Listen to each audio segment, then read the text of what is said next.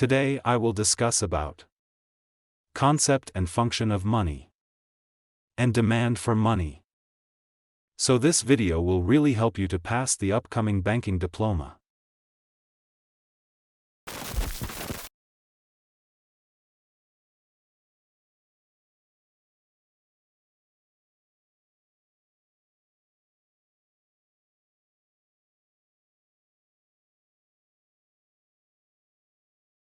So the covered area will be the highlighted area.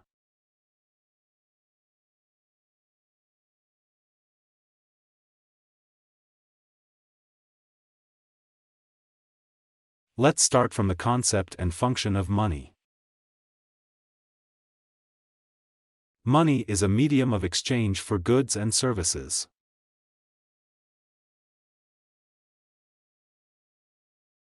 Serves as a unit of account, store of value. Standard of deferred payment. Money is a social construct that has evolved over time to meet the needs of a growing economy.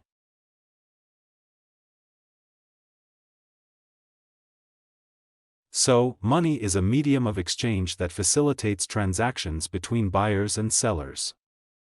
Money can take many forms, such as coins, banknotes, and electronic transfers.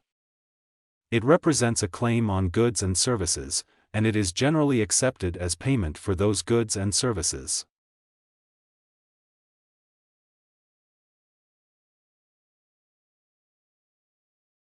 Let's know about functions of money. One of the primary functions of money is to act as a medium of exchange. Unit of account meaning that it provides a standard measure of value for goods and services. Money is a store of value, meaning that it can be held and used at a later time. Money serves as a standard of deferred payment, meaning that it can be used to settle debts or obligations in the future. Now let's talk about kinds of money. First, cash. Cash refers to physical currency, such as banknotes and coins, that are issued by a government and can be used to make purchases. Digital money, also known as electronic or virtual currency, is a type of money that exists solely in digital form. Examples include cryptocurrencies like Bitcoin and Ethereum, as well as digital payment systems like PayPal and Venmo. Digital money is convenient for online transactions and can be easily transferred between accounts, but it is not widely accepted and is not backed by any government. A check is a written order to a bank to pay a specific amount of money to the person or entity named on the check. Checks are still widely used for transactions such as rent payments, utility bills, and charitable donations, but they are becoming less common as more people use digital payment systems.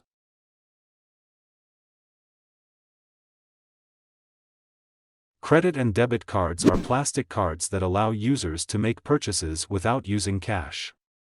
Credit cards allow users to borrow money from a bank or financial institution and pay it back with interest, while debit cards deduct funds directly from a user's bank account.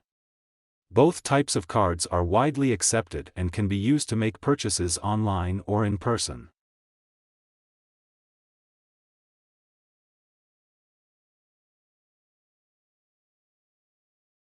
Bartering involves exchanging goods or services without using money. For example, a farmer might trade produce for livestock, or a graphic designer might offer design services in exchange for web development.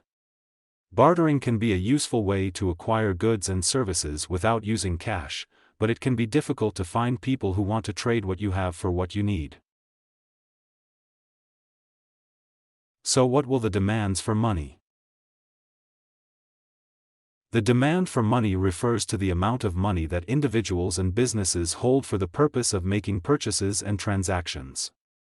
The demand for money can be influenced by a variety of factors, including interest rates, economic conditions, and the availability of alternative forms of payment.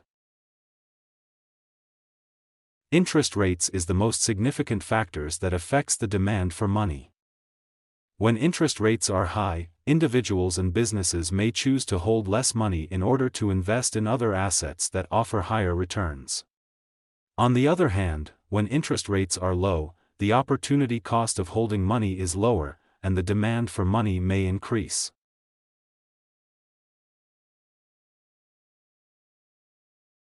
Economic conditions can also play a role in the demand for money. During times of economic uncertainty, individuals and businesses may choose to hold more money as a precautionary measure. For example, during a recession or financial crisis, people may be more likely to save money or hold it in a safe, easily accessible form like cash.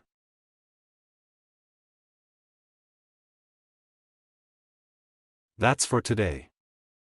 Thanks for watching. Requested to subscribe my channel to get the latest update.